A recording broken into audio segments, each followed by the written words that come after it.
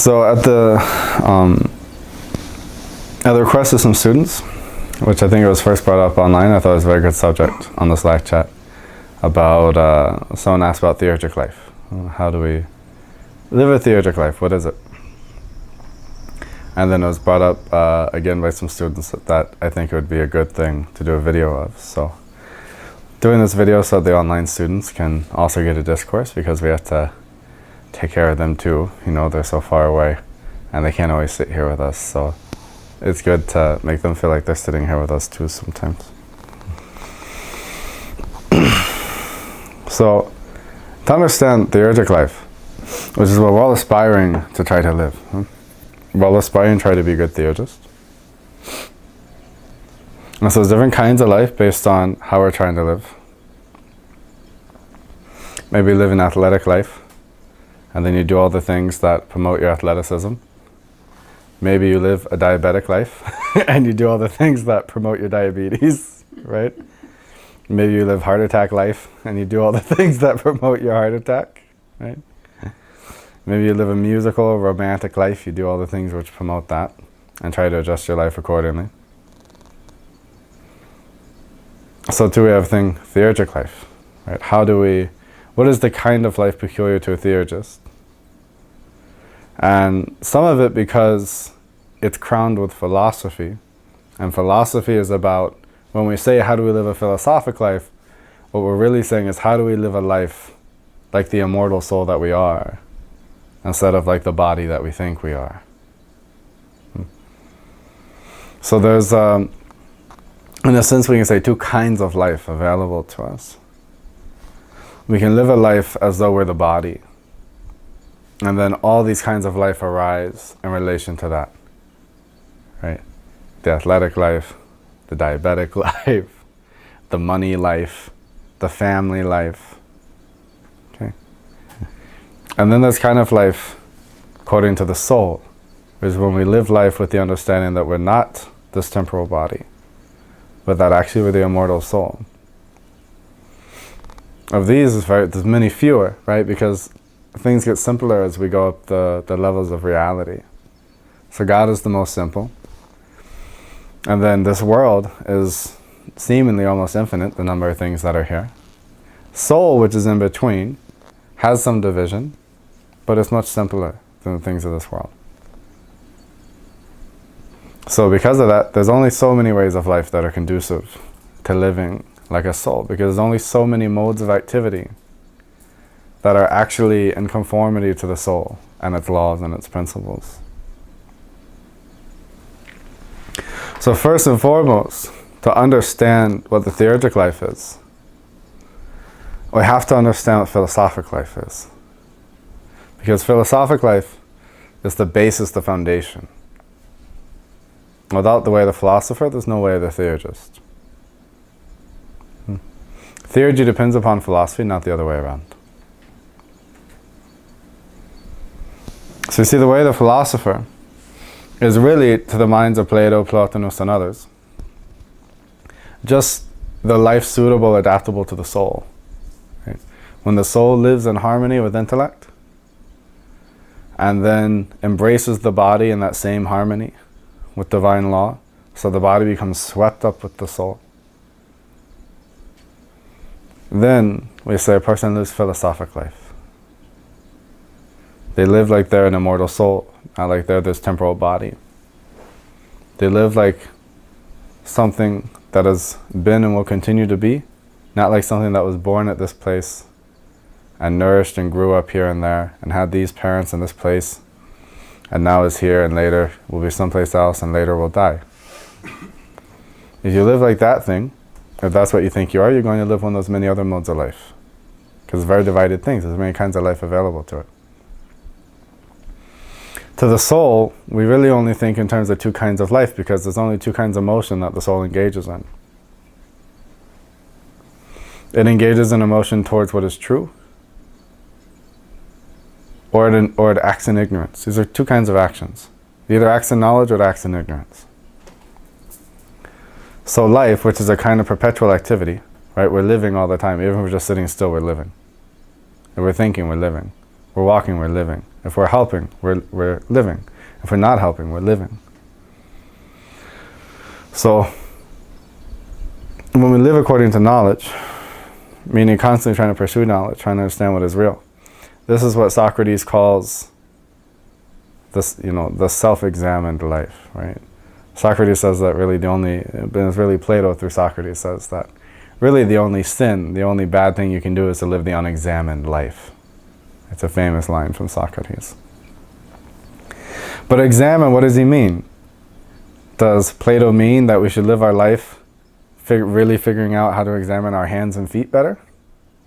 Right? Does it mean we should examine music more? Does it mean that we should examine nature and astronomy more? Many kinds of science have arisen out of examining things. No, when he says the unexamined life, he means a life where life itself has not been examined and investigated properly to determine what kind of thing it is. Is life something that originates in the body or in the soul? So the philosophers say that soul itself is the actuality of life. Soul is the self-moved thing. So body appears to move, but it's moved by the soul. When soul leaves, body doesn't move. So soul is the source of life. Then the best life will be the life that is the most conformable to soul. A life lived as though you're a soul and not the body will be a life lived with fuller knowledge. So philosophy is largely the investigation of what is that kind of life. There's not really a set answer to what is the philosophic way of life, because philosophy is the philosophic way of life. To engage in philosophy, the journey of learning how to live like a philosopher is philosophy. If your philosophy never influences your life, it's not philosophy. That's like saying, so say you're a philosopher, it means you love wisdom. Without constantly transforming your own experiences in life and perceptions. It's like somebody is saying they love someone, but they'll never do anything for them. They'll never lift a finger to help them. They'll never sacrifice anything for them. They'll never change anything about their own lives for that person. But they'll swear up and down they love them. Right? Do they really love them? No.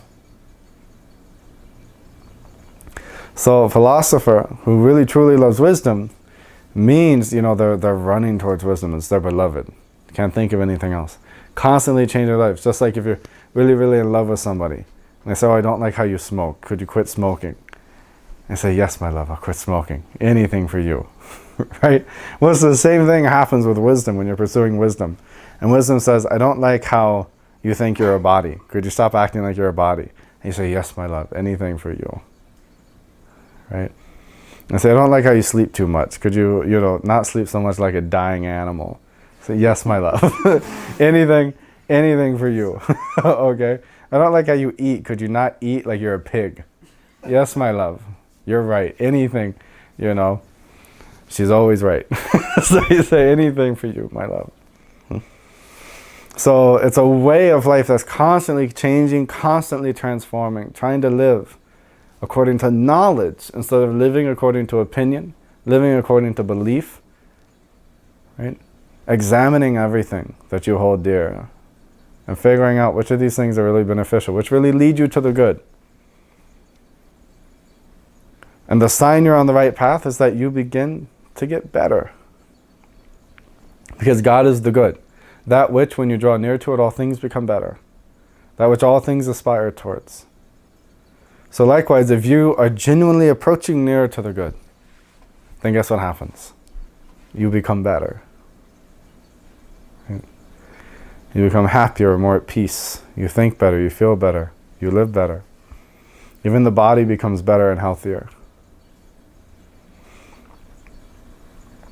So this would means to live life of the philosophers, to be always running towards wisdom, trying to get rid of anything within yourself that has ignorance within it, whether it's a way of life, a way of acting, a way of thinking, a set of beliefs or opinions that you have, trying to divorce yourself from what is unreal and marry yourself to what is real alone. That's a lifelong thing. There's not a little set of rules you're going to do, right? It's not like if you do these 30 things, every single day you're living life of a philosopher. But there are a few things every single philosopher has to be doing, or else it would be, they have a hard time really thinking that they're on the path of philosophy. One is to be always examining themselves. Okay? Always examining themselves. There's a beautiful tradition about Plato that Plutarch relates in his Moralia. Okay? He says Plato, anytime he was walking and he was with his students and one of them would point out a flaw or something in somebody else and say, oh, why is this person doing this? Or why is this person doing that? Or, the other night we were eating dinner, this person ate in a very unseemly way or said something unseemly or had a view or opinion that was, harsh or something. And Plato would always say, maybe I too have this fault. And he would really think about it and try to find it within himself. Right? Is that anytime he saw a fault in somebody else, he'd always think, maybe I too have this fault. Maybe that's why it's sticking out to me. Right? And so that's the examined life, right? Be watching yourself. Be trying to understand yourself. Try and be like a little kid. A little kid annoys you, would ask you 2 or 3 times why. You can do that with yourself. Do that with yourself. Say, okay, Jesse, why are you doing this? And then be like, okay, Jesse, why are you doing that? And then do the 3rd time. Okay, well, why do you need to do that? Where is this coming from, right? Ask why. Just ask yourself why 2 or 3 times. Get a little deeper. Try to understand the core of it. Try to understand what's the real motivation here. Then also, once you become good at self-reflection, then you have to investigate phenomena. What is this thing that I'm seeing that is having such an effect on me? What is this thing that I'm hearing that is having such an effect on me? So this is subject and object. This is where knowledge and ignorance lies. If you have knowledge of something, it means you know the subject and the object. If you're ignorant, you're either ignorant of the subject, ignorant of the object, or ignorant of both. 3 ways ignorance can arrive. Knowledge requires knowing both, knowing yourself and the thing investigated. So you say, what is the relation of myself to this world? So investigating that's where a lot of philosophy lies. But principally in self-examination, we're doing so that we can cultivate virtue. Trying to live virtuous life, trying to understand what is virtue. Then we have to try to understand what are things. And then Plato says, the crowning aspect, the real fruit of philosophy is remembrance. Okay? Remembrance, anamnesis. Or the Sufis call it dhikr, right? Remembrance of God. That your soul already has the divine paradigm and realities, an image of them within itself. So as the soul reflects on its own divine nature, it gradually begins to learn about divinity itself. As it reflects on its own immortality, it begins to learn about that which is eternal.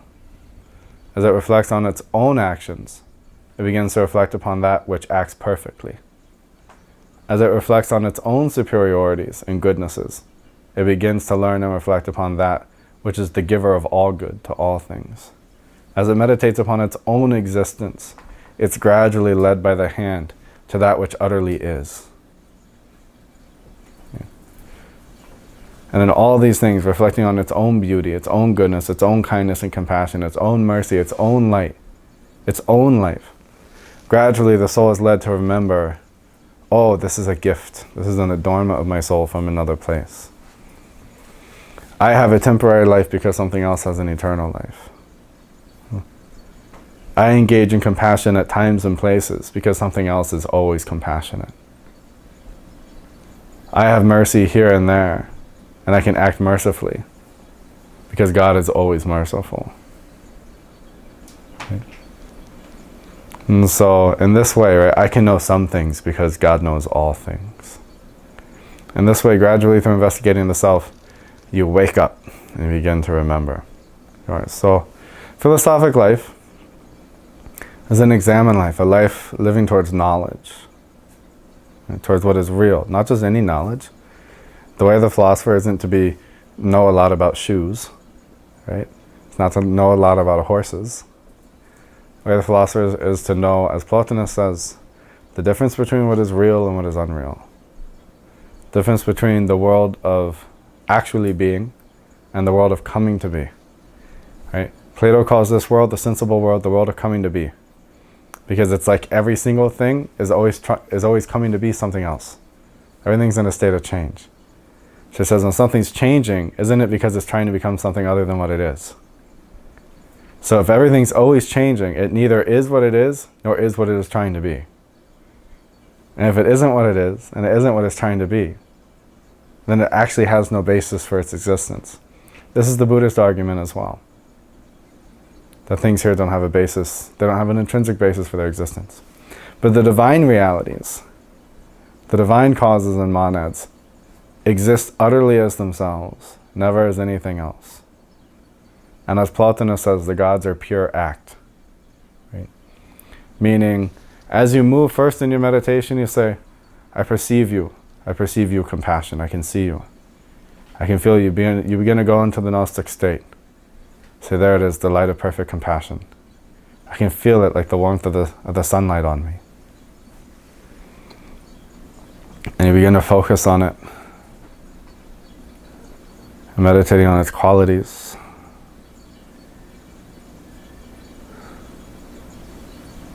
And then gradually, seeing that, it lifts you up. You begin to forget about yourself. So first it exists just as an object of your knowledge. And you're being drawn in, you can't think about anything else but it. You know, oh Lord, your compassion, your mercy, your grace, all the different forms of that compassion and grace begin to dawn in your mind. And it lifts you up. But they're still subject and object. Then you become so enamored in it. Because now you're just not even seeing the God, you're just seeing the rays of the light of that reality. You're seeing its images, you're not seeing it itself. Then in the depths of the Gnostic state, it's like all of a sudden you're immersed in an ocean of pure compassion.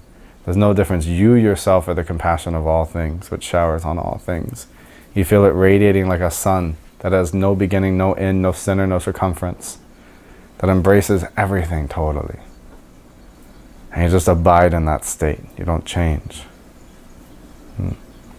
So that's when the gnosis has actually been fully dawned upon. This is now you've approached the God, right? And when you're there, you say, there's no kinds. Before I saw the different rays, and I said, this ray of your light, that ray of your light. This ray of your light, that ray of your light. Right? The sun in its rising, the sun in its setting, the sun at midday, the midnight sun. The orange hues, the blue hues, the purple hues, the violet hues, the white hues of your light. You're seeing this as you approach. This means you're in the early levels of the Gnostic state. So there's approaching the divine reality. But when you actually see the divine reality itself, it's like if you stood in the presence of the sun, you would see nothing but its light. And it'd be one light. And everywhere you turned, you would see its light. So it's the same thing. You just forget yourself everywhere you turn. You see the ocean of that being. And it's perfectly singular. You don't see the purples, the blues, the violets, the hues. It's all one light. Okay? So that's the consummation of the Gnostic state. Where you're actually at that point, you're experiencing the God itself, indivisible. So that's the kind of knowledge we're trying to get, right? The knowledge of contact, the knowledge of actually experiencing directly those realities. And when we come back down from that, we're going to, the rational mind will kick in. I'll start to try to interpret what it experienced. And then that's how we begin to learn more about those realities. And as that happens, we can't help but conform our life to the experiences that we've had. Now that we know more about it, we can't help but begin to change our own lives and act in a way that's conformable to what we just experienced. So lived life philosopher means always examining your life, always learning more about the self so that you can remember your Lord, you can remember the divine.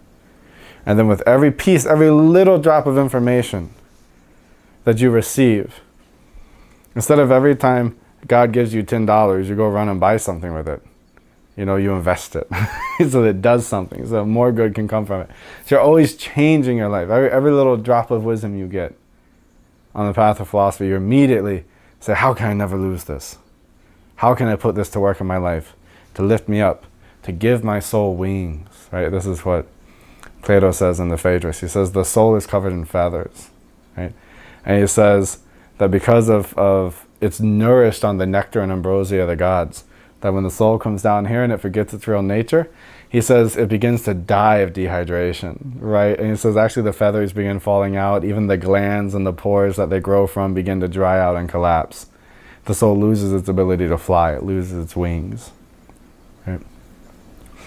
And so these divine remembrances, these are like the nectar drops on the soul that gradually begin to satiate its veins again, begin to nourish its skin, begin to allow it to grow its feathers, grow its wings again, and unfold and fly.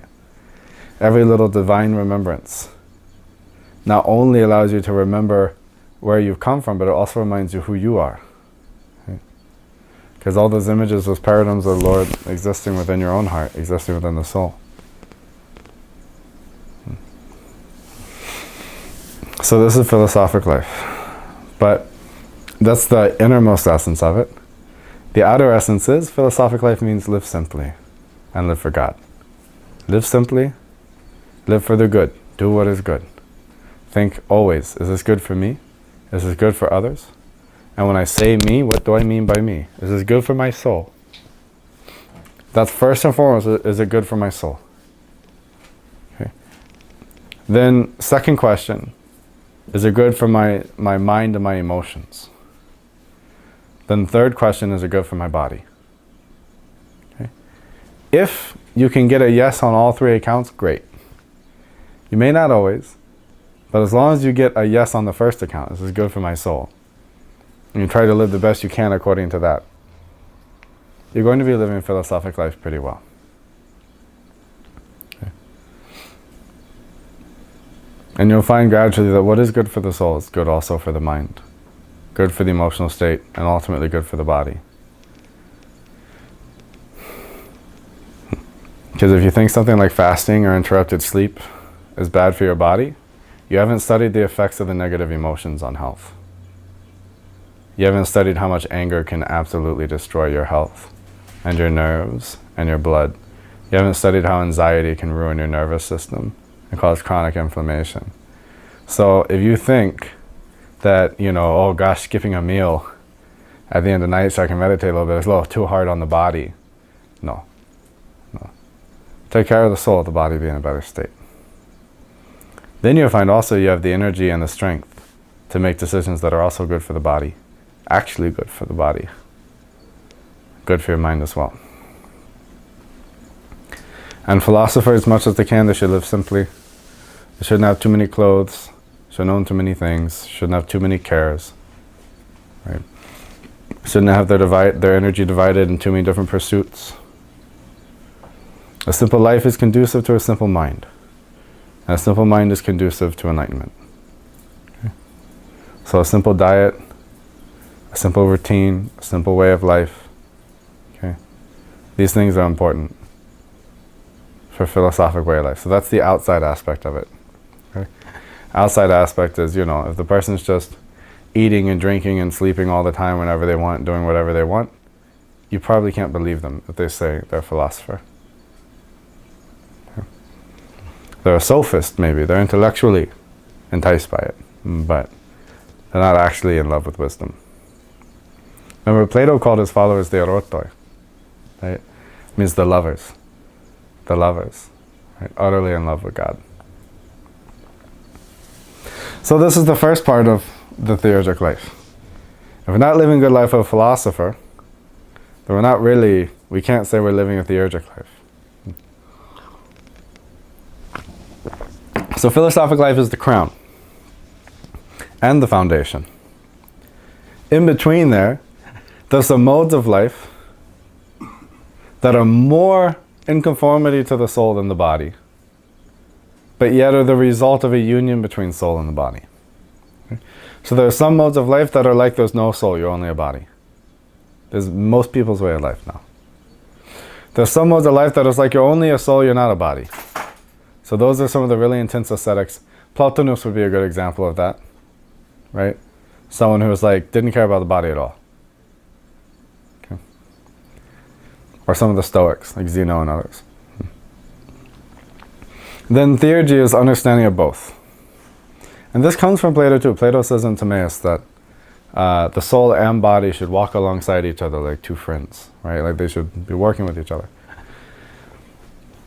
So theurgy is largely, it belongs to that kind of trait of action. This is a third kind of action, a mixed activity, where you're aware that you're the soul, you're aware that you have a body, and you're going to try to do things with the body conformable to the soul, that are good for the soul, and do things with the soul conformable to the body, that are good for not just your body, but all bodies. Theurgy is when you make your philosophy about more than just you and God. Theurgy is when you understand that you have a civic role. Just like how your body and your personality has a role in its community and in its environment and at its work and amongst its friends and families, so too your soul has a similar civic responsibility to things on the psychic realm. Okay. And theurgy is about how we recognize this, what we do with it. Theurgy is way of life based on understanding our relationship to those divine realities, the relationship of the divine realities to ourselves, and how the health and strength of this relationship not only benefits us, but benefits others around us, and even the world at large. The concept of the restoration or sanctification of the world. Right? So Theurgy just recognizes that today our planet is falling apart, and societies are falling apart, and values are falling apart, and atheism is spreading rampant, and disease is ravishing through the lands and destroying us left and right. Disease is in the soil, disease is in the sky, disease is in the water, disease is being radiated to us from outer space by all of our satellites. Disease is filling up our body from our diet, from our way of life.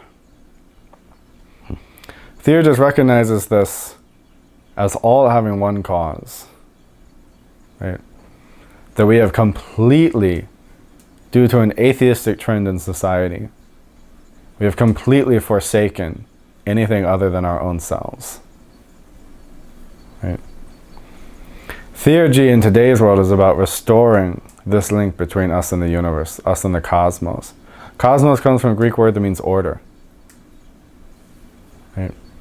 So theurgy is about restoring the cosmos into cosmos, restoring it back into order. Right?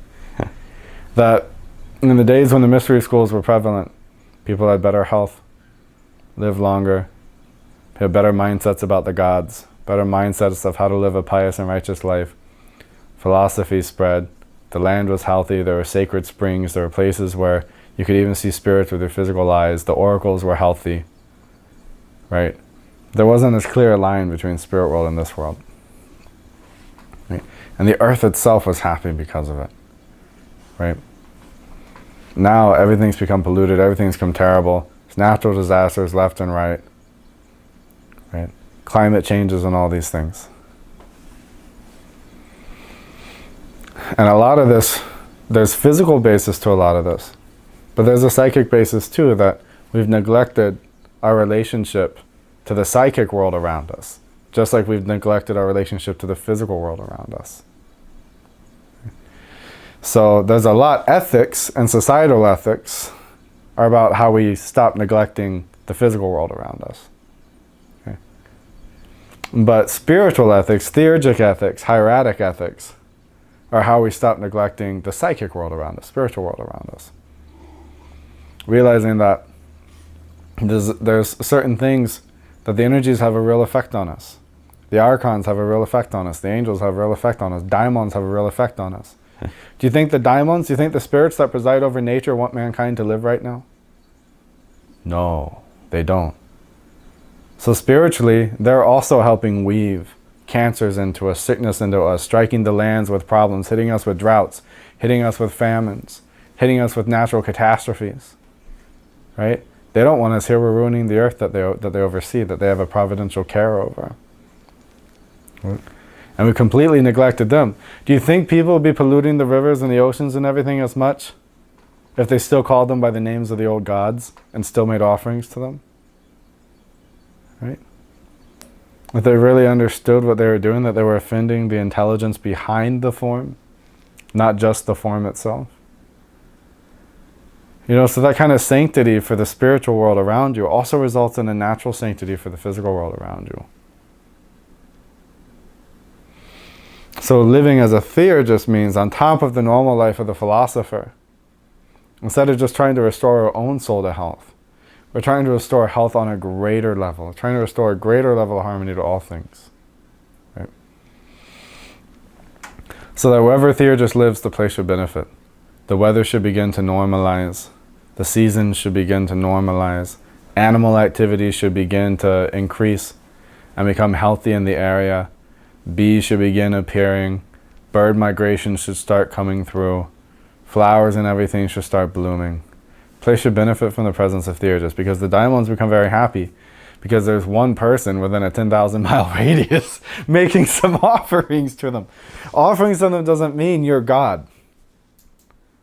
Offerings mean, here's something I'm doing for you in the hopes you'll do something for us. When you're doing it with daimons, right? So we say in the fire ritual, when we make the offerings, we say, to those who make these offerings, send your blessings.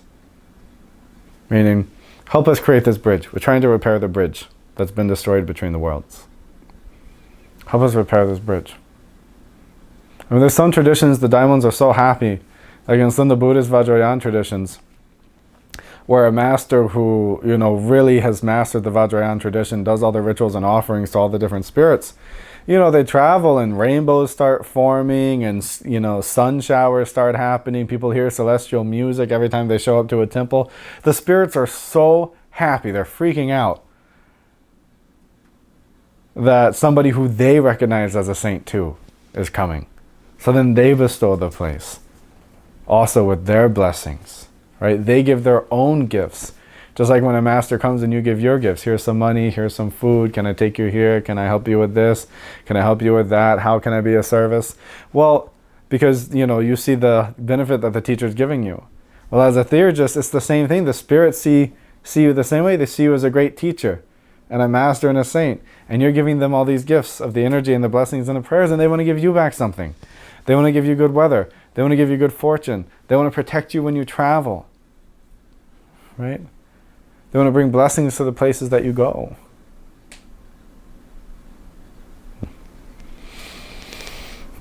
So theurgist is a little bit more of a religious life than just a pure philosophical and mystical one. And it's a kind of philosophical religion. It's not a superstitious religion. It's based on the philosophic understanding that there's more than just you in the world. There's more than just you and your soul. Right? And in between you and God, there's an entire hierarchy of beings that are more like soul and less like God, and more like God and less like soul. An entire hierarchy. Right? And they're immensely powerful and have a providence over things. Just like you have a providence over your household, they have a providence over entire geographical areas and regions. And then beyond just this world, Theo just recognizes here I'm just talking about what we call the sublunar sphere. Sublunar sphere to the theurgist means everything under the moon. Okay, so I'm just talking about the benefit the theurgist works there. Then we have celestial sphere. Okay, celestial sphere means the stars and the planets in the sky. Understanding that they, who have a far greater providence, they affect entire planets, and then the stars in the fixed belt affect entire solar systems. Okay? Recognizing that those are intelligences too. And that we are all receiving their rays. But right now, mankind, because of our own ignorance, we use the rays of Mars in order to harm each other and destroy each other, instead of develop proper discrimination between what is real and what is not. Right? We use the rays of Saturn to poison and destroy our food and to destroy our nourishment, right? And to create atheism and to forget the divine realities, instead of using it to master life and recognize the truth of intellect, which is what it's there for. We use the rays of Jupiter to develop a bunch of huge egoistic ambitions, instead of using its rays to develop charity and nobility of action and conduct. Okay? We use the rays of the sun to establish personal health and wealth and fame and glory, instead of establishing universal health and wealth and fame and glory. Right? We use the rays of Mercury to know 10,000 things about useless stuff, and not even one thing about what matters. We use the rays of Venus to lose ourselves in entertainment, to lose ourselves in bad music, to lose ourselves in appearances, to lose ourselves in lust and drug abuse. Right? Instead of using it to ennoble ourselves, bring our soul into a state of harmony through good music, through a beautiful way of life and a beautiful way of thinking and acting and living. We use the rays of the moon to destroy the use of our sexual fluids, to destroy our procreative energy, to destroy our creative powers, what we bring into the world. We keep materializing things in the world that are good for our bodies, or sometimes even bad for our bodies, and only feed our animal selves. Instead of using that procreative power of the moon to uplift society and live in harmony with the seasons, and live in harmony with the ebb and flow of life. So, Theurgy, one of the things we do on the next level, we make offerings. There's a beautiful ritual called Seven-Gated Refuge. It's a beautiful ritual in the inner school, right? And it's one of the most theurgic rituals in the inner school. I love it. And it's here, the Seven-Gated Refuge means we're taking refuge with the noble sides of those 7 planets, the 7 archons, asking them to come and clean up the mess we made, and then bless us with their pure energy, so that instead of receiving the negative sides of their energy, we receive the pure benevolent sides. That's why when I ended the prayer, when we were praying earlier, I ended the prayer, right? And I said, when we finished, I said, Lord, send your peace and blessings upon all the saints and masters and, great sages of the past, right? Bless their souls. Okay? Usually I say, Lord, bless their souls, give their soul an exalted station in your presence, and bless their teachings in this world and the next. Okay? And oftentimes I'll say this about Pythagoras, I'll say it about Hermes, I'll say it about Orpheus, I'll say it about Plato, because these are, the beings that I really revere. But then I said, Lord, send your peace and blessings upon, all the intelligences, archons, and angels of the 7 planets, and the power, so that we receive their rays favorably, right? Bless them with a purifying light, with your goodness, so that we receive their goodness. And then I said, and bless the daimons and the spirits of the world, so that, they give us good food, good weather, good health, good sustenance. Okay? And then I said, Lord, bless the souls of our mothers and fathers, without who we wouldn't be here, right? Wouldn't be able to even practice and learn. Bless them, they were patient with us. And I was saying, Lord, bless my own soul, right? That I may awaken to your wisdom. So this is just the thing in Theurgy. These are all the things we should be good to, okay? If you're just good to all the things in that prayer, then you're already well on your way to being a great theurgist. How do we be good to the masters and the saints and sages? Live according to their teachings, according to their way of life. Then you honor their memory. Then you're good to them. Okay? How do we be good to all the archons? We use the energies of those planets in a way that creates goodness. And we ask God to bless them. We do prayers and mantras and things to harmonize their energies with the world. How are we good to the daimons? We give to the daimons and the spirits of the world their due. Give them the offerings that they're due, instead of being like always hollering at them for not giving us good food, good water, good air, when we're the ones messing everything up. Okay? Remember them. Make some offerings for them. Right? Be good to mother and father. Pythagoras says, honor thy mother and father. Because he says, honor first the gods. And then the second line in the golden verses is, honor thy mother and father. Right? Because he says, honor first the gods, because that's your true lineage, that's your true mother and father. Those are the mother and father of the soul. Then secondly, the image of that's the true paradigm, but the shadowy reflection in this world of that same relationship is the relationship between you and your parents. This is secondly, honor their mother and father. And then how you good to yourself. You good to yourself, that's the way of philosophy. Be good to yourself. Treat yourself like you're actually a soul. And be good to yourself. Be good to your soul. Okay? Then you're well on your life. You're well on your way to living the Theurgic life. Okay? So again, this is the essence of it, right? This is just the heart essence, what it means to live Theurgic life. Practically speaking, we have to be mindful of our spiritual environment. Be mindful of ourselves, mindful of others, mindful of our spiritual environment. Try to maintain purity. Try to be good to others. Try to say prayers for others. When we pray, also include some prayers on the masters, prayers on the angels of the planets, prayers on the spirits of our area. Right? Send some prayers towards someone other than just you. And you'll see that opens up a lot of things. Starts to open up the spirit world. You start doing that regularly, spirits are going to want to come talk to you. They're going to start coming in your dreams and things and teaching you.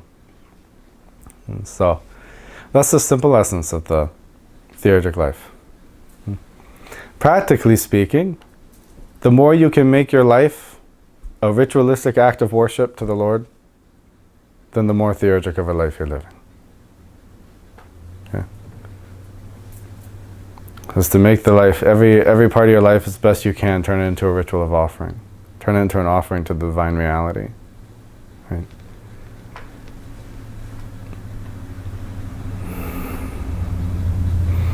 So you can get very precise about it and make it to where the way you eat has certain spiritual meanings. What you eat has certain spiritual meanings. The way you sleep, right? The way you wake up in the mornings, the way you go to sleep in the evenings, the way you treat the sunrise, the way you treat the sunset, how you offer your food before you eat, right? How you lay down with someone, how you have sex, how you leave the house, how you return to the house, right? How you enter into a stranger's home. All these things actually can have meaning. We can weave prayer into many parts of our lives. And there's quite a number of our lives we can actually weave offerings into. Right?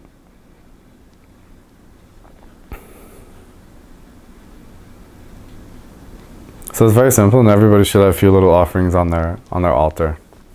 Right? At least have some water offerings on your altar. Give the spirit something to drink.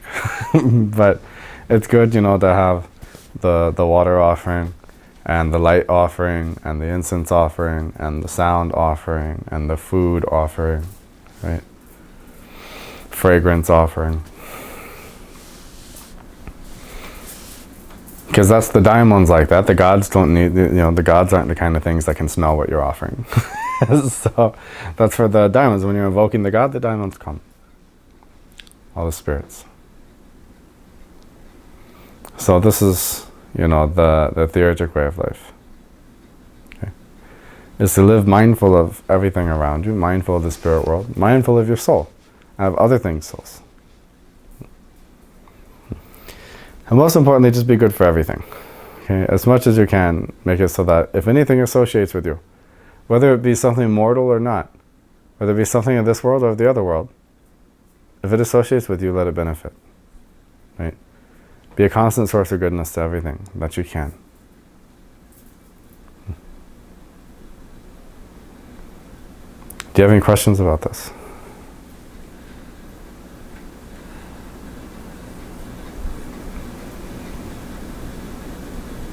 When it comes to making offerings to the nature spirits, I know I did that for quite some time, and then I spent a couple of months not doing it.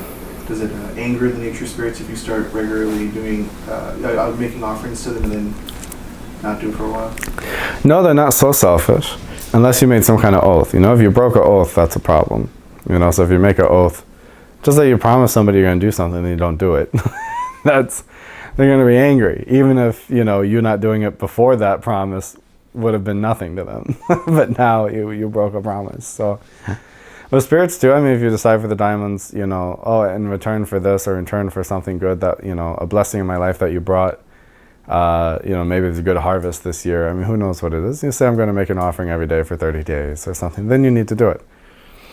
Otherwise, it's good to do it at least on the Numenea, on the first day, when the moon begins to shine itself after the new moon. The true new moon is the Numenea, the first lunar day, but we use it now to talk about the black moon or the no moon. So when the first sliver of the moon appears that night, the first night that the moon shows its face, then that's that night and the following day are what's called the Numenea. Then that's the traditional time to renew all the offerings on the altar, make some offerings to the spirits, make some offerings to the deities, renew any offerings you have in front of any pictures of masters on your altar or anything. Okay? That's traditional time for that.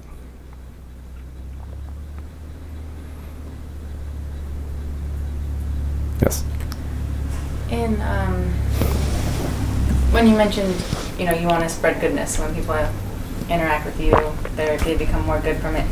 When it comes to more ethically complex situations where you don't know what the good is in that situation, do you think it would be better to remove yourself from the situation to prevent yourself from doing bad, or to do your best at doing good and learn from your mistakes if you're wrong?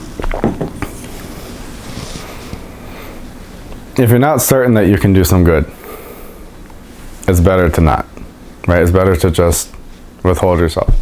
If you can't withhold yourself from the situation, then act with every knowledge of goodness that you have about it, right?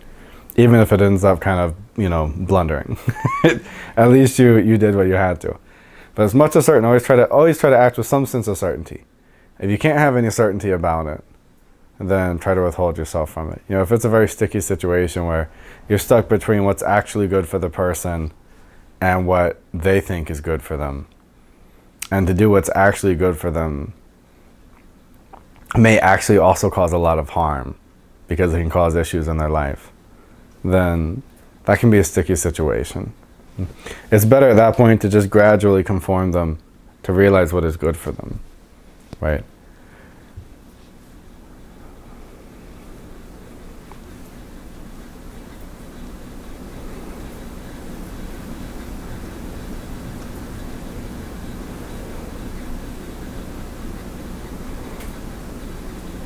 Okay, good. So we'll close the lecture with Makar Hostas. Makar Hostas Yudaimon, Teletas Theanedos, Biotan Nagestu Ekar, Theasiwe Ataib Sukan.